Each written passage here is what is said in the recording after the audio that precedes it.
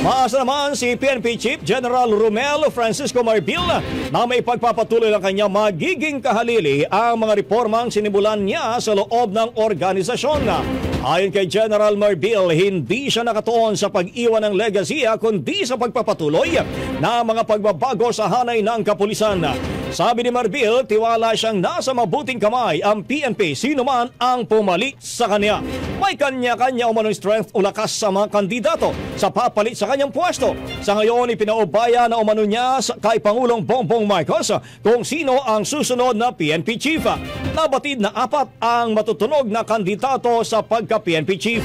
Ito ay sina PNP Deputy Chief for Administration, Police Lieutenant General Melencio Nartates, the Chief Directorial Staff Police Major General Edgar Alan Acubo, CIDG Director Police Major General Nicolas Torre III, at NCRPO Director Police Major General Anthony Aberin. Ang bahaging ito ay hatid sa atin ng Yummy-Vit ES3 Syrup. Simulang tuparin ang pangarap ng iyong anak. And starting now!